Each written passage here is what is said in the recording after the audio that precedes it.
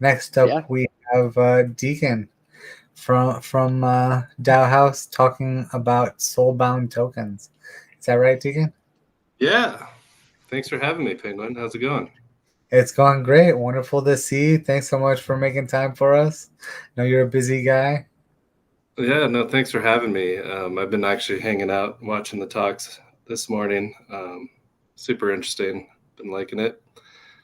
Yeah, and I had some technical difficulty. I was going to share a few screens, but I sent the images over. Maybe we share them, maybe not.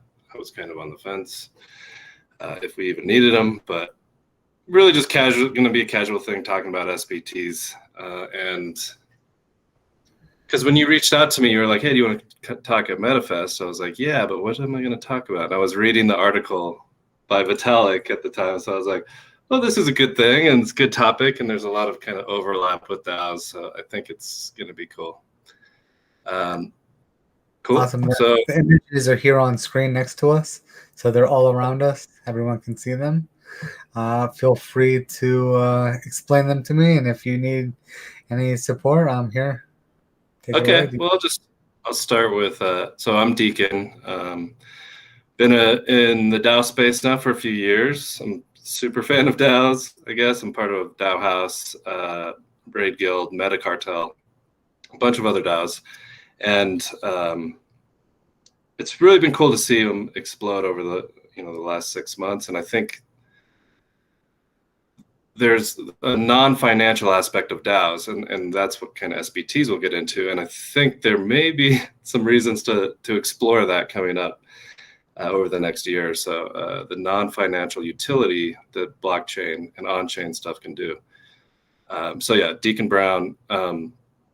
So what's an SBT? A lot of people, you probably saw maybe a month ago, a paper came out by Vitalik and Pooja Hanover, I think her name is, and Glenn Weil.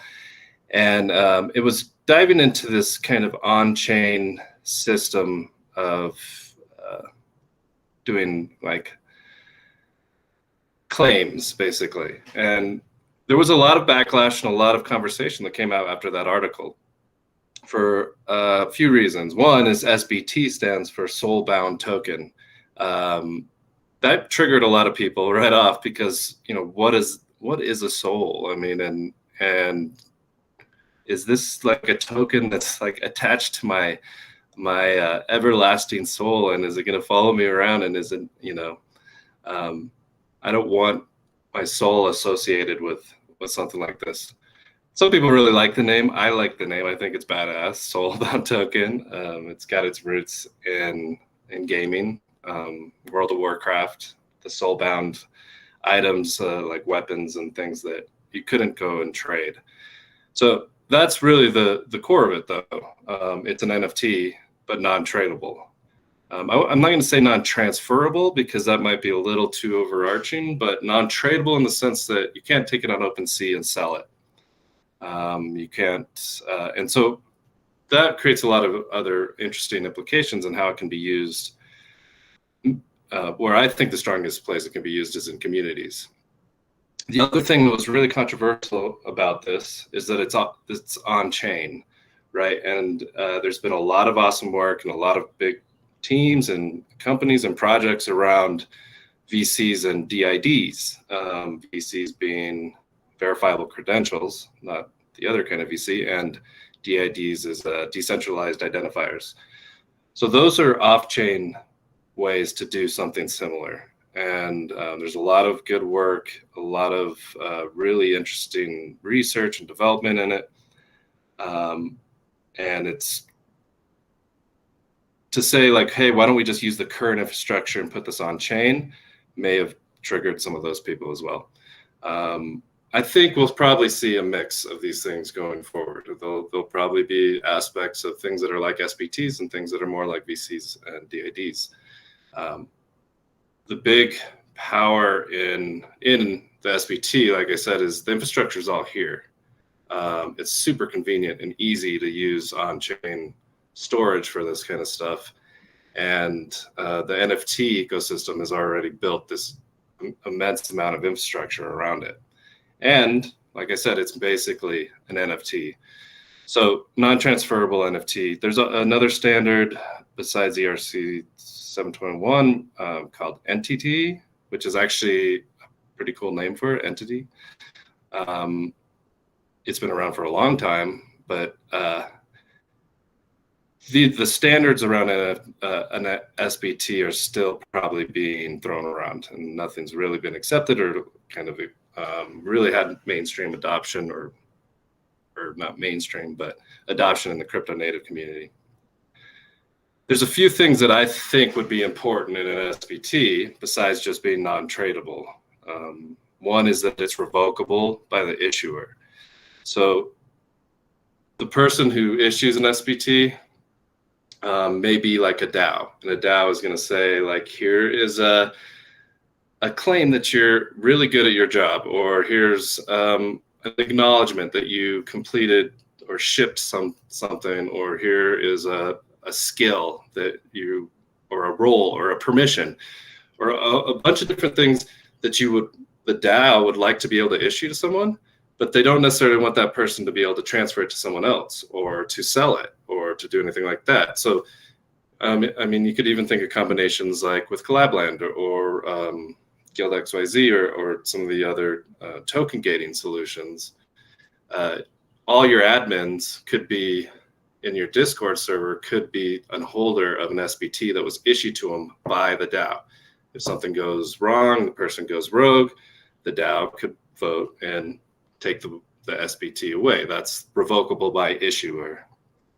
The other one, which is a little more controversial, is renounceable by the holder. So this is, if you're sent an SBT, you should be able to burn it. And there may be it might be even justified to say, if you're sent an NFT that you can't burn, that's just spam, and the community should think of it that way. That takes out a lot of the use cases. There's positive claims, like what I was just talking about with the DAO, but there could also be negative claims. And if someone can burn a negative claim, then they're going to, right? So the positive and the negative kind of claims from an SBT are two totally different things. It's just something to consider. The negative side is going to be much harder to implement over time, mainly because there's a 1,000 different ways for us to combat it. But there's also potentially some good use cases where you'd want a negative claim. The example that Vitalik used in his paper was taking a loan. So to take another loan, it may be beneficial for you to show that you've taken loans in the past. To show that you have an open loan, that could be a negative thing in your overall application. It's also very powerful for the person giving a loan, because they know, oh, this person already has taken loans, and we don't want to give him any more money because he doesn't have the resources or the liquidity to back it, or whatever. So anyways, positive and negative, totally different things, two different kind of problem sets, but also both have pretty cool use cases. So renounceable, I think that's important. What are some of the examples in the space currently with this stuff? So the POAP is something that probably a lot of people have thought about. A POAP, proof of attendance. It doesn't quite meet those requirements, though, any of them. It's transferable. There's actually, they're very cool, and they're very useful. They're great for engagement in a community, but to be used as kind of a way to look at like people's past attendance, they're not really that great, because they are transferable. And it's not only that, there's actually large markets for POAPs. It's a totally different market than the Bored Ape crew, because POAPs are going for maybe 10 cents or $1. But there's places in the world where that is actually a very strong market, and it's a way, if you can sell a POAP and go buy dinner, that's pretty awesome. POAP is an amazing ecosystem, and it does a really cool thing, but I don't think they quite match the thing we'd want with SBTs. Another, so just to talk about where like maybe the roots in World of Warcraft. So gaming is an interesting use case for SBTs. In World of Warcraft, you had the soulbound sword that showed that you actually went through and did the work to get the sword. You didn't just show up with a bunch of gold that you bought on a side market or something and go buy it. You actually someone had to play that account to get the soulbound token. So that gives a bit of reputation to that player. It also makes it just really cool that you can have this like weapon that no one else can have. In the paper, it was all about this DSOC idea, decentralized socials, I guess, to decentralized society. And that makes a lot of sense too. You think about, when you're giving someone a like on something, or you actually giving them something that is attached to that account. Things like I was talking about with roles and permissions. What I'm going to talk about in a little bit is this idea of a constellation of SBTs, and you can start to see how there's a network effect that can kind of come out of these. Another example, of course, I'm going to bring up is the Moloch DAO framework. So DAO House. The shares in Moloch all meet that criteria. Shares are non-transferable. They're revocable by the issuer, and they're renounceable by the holder. Revocable is what's called a guilt kick. So when the DAO decides to kick someone out of their kind of core membership of shareholders. Renounceable would be rage quit, when someone decides to renounce their shares, burn their shares for their portion of whatever's in the treasury. The interesting thing about how Moloch does it is that membership to get shares is all kind of permission. Anyone can apply for shares or make a proposal to the DAO, but to actually become one of these kind of core members or kind of members that have execution rights in the DAO, there's a process of a proposal to the DAO, and the current DAO members voting yes or no.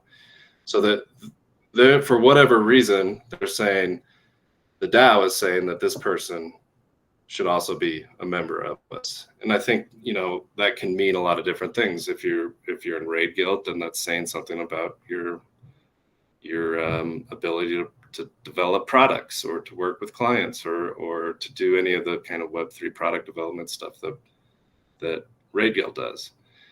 If it's in something like Meta Gamma Delta, then that could show that maybe this may get into some of the negative aspects of SBTs, which is talked about in a recent bank list with Vitalik. Member of Meta Gamma Delta, you have shares, that could mean that you're a female, or that you support females working in the space, which is awesome for a lot of people. But it also, if you're applying for a job, that may expose some private information that isn't necessarily something that you want exposed. Like if you're DAO House, then you're probably building the DAO House platform. The other interesting thing about the Moloch DAOs here is that there's an idea of nested SBTs. So if the DAO issues an SBT and the DAO is already an SBT, it's a nested SBT. So you could look at Raid Guild. Someone is a member of Raid Guild. There's their first kind of soulbound token. The next part is Raid Guild issues them that they're a wizard, a smart contract wizard. So now they have another SBT, or maybe they issue one that they're an active member. And since they're an active member, that they're like coming to the meetings or going on raids, doing the the internal improvement stuff, the rips. And if they stop doing those things, or maybe there's like a subscription fee, or there's not a regular, but maybe there's something like that. If they stop doing any of those things, the DAO may say, well, we're going to revoke this SBT now. So what you had as this kind of multi-dimensional reputational gauge of you being a member and being active could be kind of downgraded to just a member, which is another interesting thing on the negative side, right? Because you could, I'm sorry if I'm all over the place, but when I start thinking about these things, issuing a positive claim can turn negative when someone removes that claim, right? So it's like, oh, they were active and now they're not active. And that's not something that the owner could renounce because it's in the history there. Although, yeah, I guess we would see how things would be built up around this to see how that would be used. So if you wanted to build an SBT, it's actually really simple right now. It's basically, and so if you're familiar with Open Zeppelin and ERC 721s, they have a wizard on there. You can just fill out the ERC 721 wizard, deploy it in Remix. The one line of code you're going to change is in the before transfer. You just disable any transfers from anyone except for the zero address. So that means that you would be able to receive something from the zero address or send something to the zero address, but you wouldn't be able to transfer it to anyone else. It's just going to revert if you try and do that. There is another standard interface to implement, I think, if you want to. So if markets are going to support SBTs a little different, like knowing that they're non-transferable, so that people aren't trying to put bids on something that just can't be transferred to them no matter what. I think there is an interface, and I can't remember what it's called, but you can put it in there, and things like OpenSea will catch that, I think, and say like, this is a limited functionality NFT or something like that. There's some other fun use cases. Talking with a contributor over at DAO House, he came up with the idea of tattoos, and I think that's freaking awesome because it's like the artist side of NFTs. You know, it's all built around this financial aspect that you're going to buy an NFT and maybe flip it or whatever. Sometimes you just really like the artist and you want to keep the art. It's like your forever pieces. An SBT could be like a tattoo. You get a tattoo on your chest, like you can't sell it to someone else. You may super respect the artist and you want to display that forever, and so you want to support the artist by buying their work, but you don't necessarily want to transfer it. Maybe they don't want you to transfer it. So the tattoo idea, I think, is a kind of cool one. So then they have a kind of this idea of the constellations, the player constellations, which there's an image that I sent over to you, Penguin, that's like the zoomed in version. Let me pull it up on my screen too so I can remember. So right now we have the zoomed in version that has the SBT constellations. Yeah. So basically, when you think about when you're looking at an account, they start building up this constellation of SBTs for saying that they have skills in different things or permissions in different places, or they did some good deed or whatever it is. There's all these different things that are starting to add to your identity a little bit. The account identity, not necessarily your identity, because you could have 35 different accounts. But one of your account's identities, it's your account's soul, I guess. It starts to build up this constellation of different things. So for the person looking in, that could mean something. Maybe it won't mean anything to them.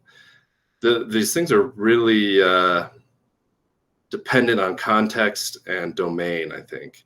So they're super powerful inside of a DAO.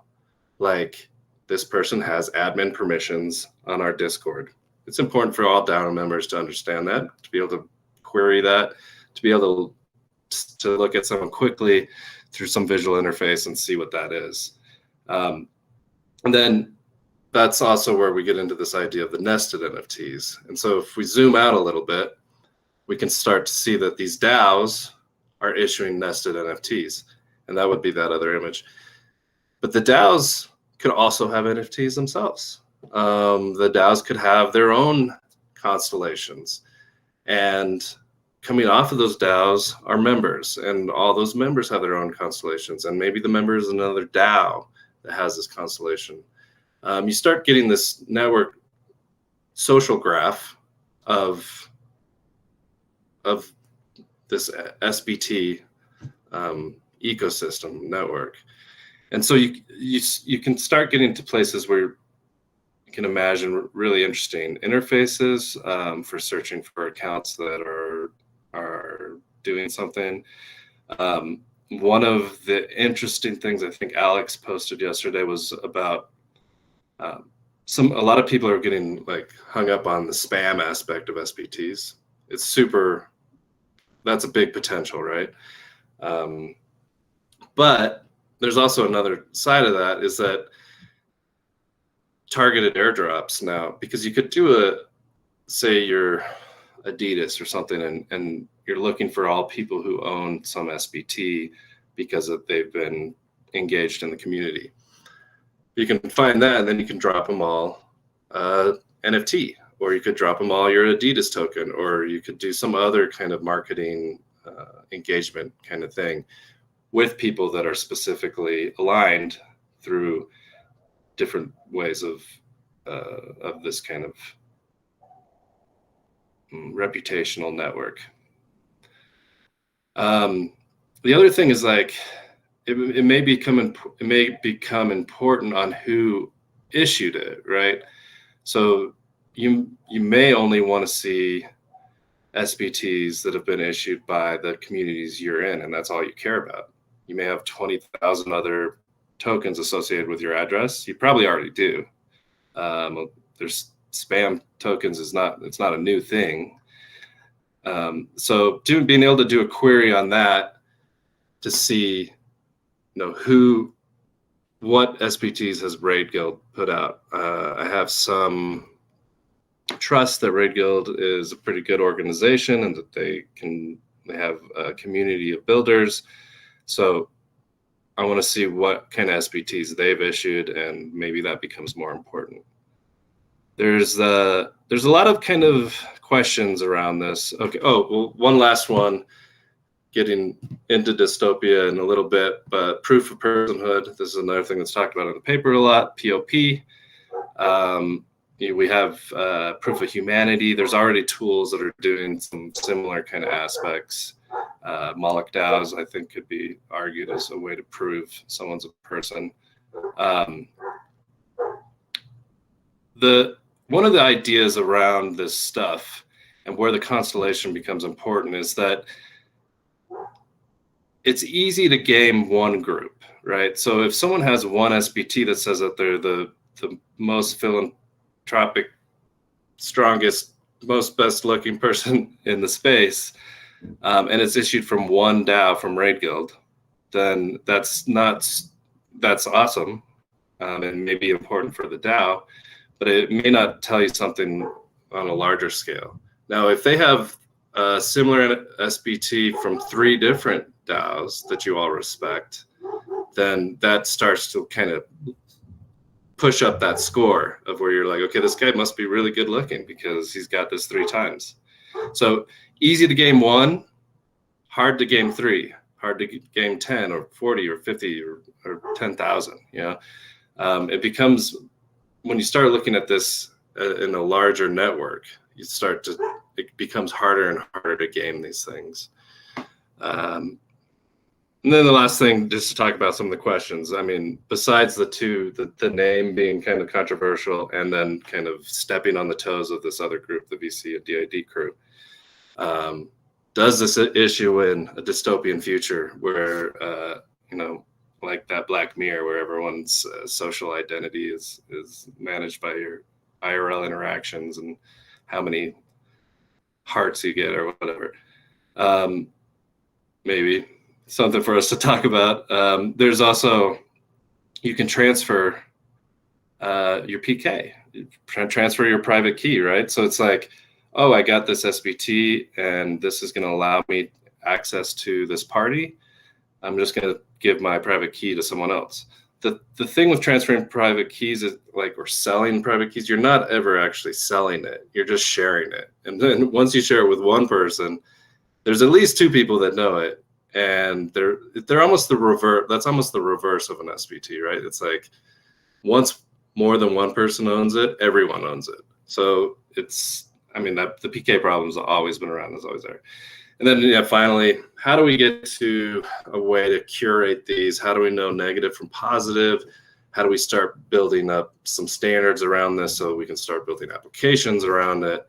And really, in the end, is this just more overhead and it's just not worth it? There was another website which a member at Raid Guild built. And it's a visualization of the Moloch DAOs. I was going to show that quickly if I got a couple minutes. Penguin, can you pull that up?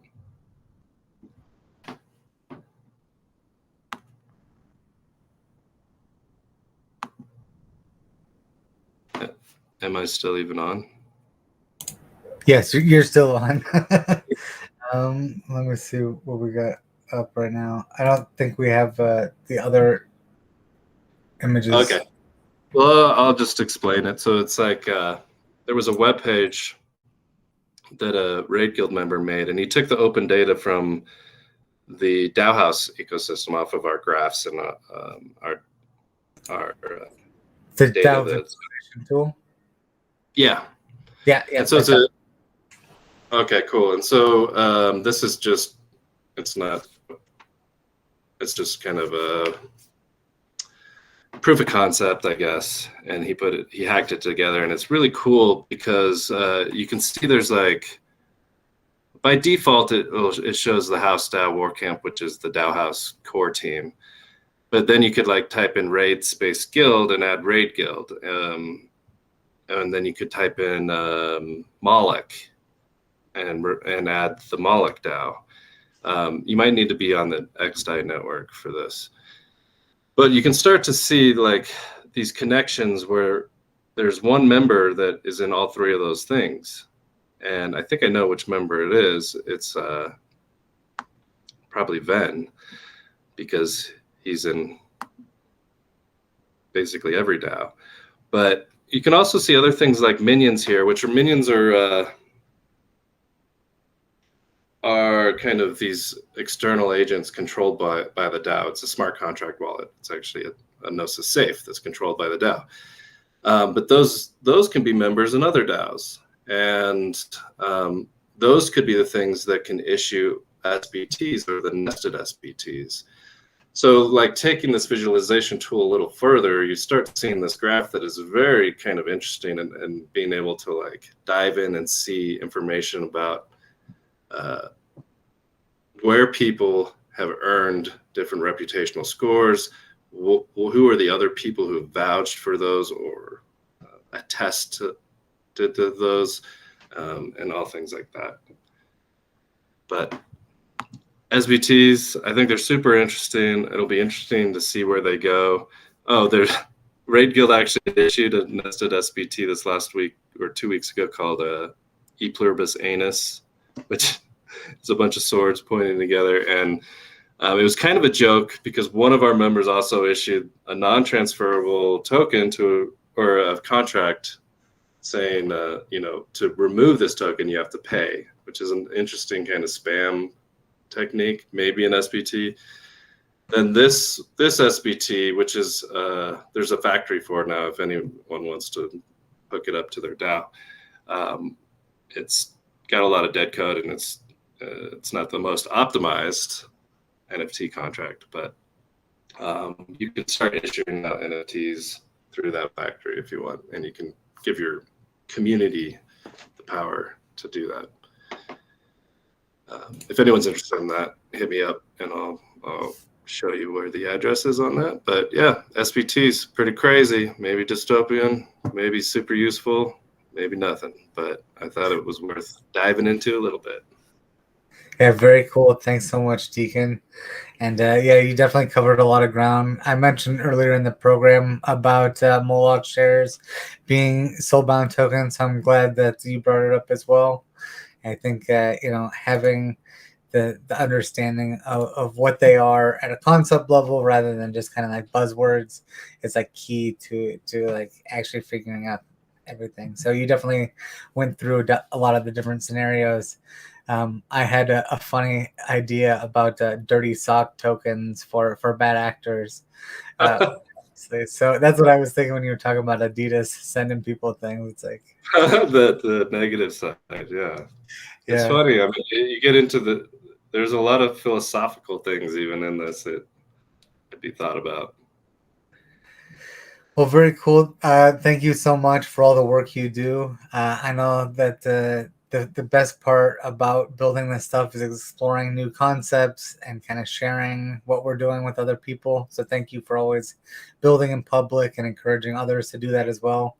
Being a big proponent for public goods and also supporting and mentoring people in our space. So big thank you, Dekan, to everything that you're doing and all the innovation with DAO House. Love the platform and everything you're doing. So thank you. Well, thanks, Penguin. You too, and Meta Game in general. I heard you say that it's like a religion, the religion space, which I think is interesting. It's a new type of religion for sure, but I could definitely see that. And I love what Metagame's doing. And Penguin, you the man. I've seen you're all over the place. So I know you the man. Thank you very much. Cheers, man. Cheers.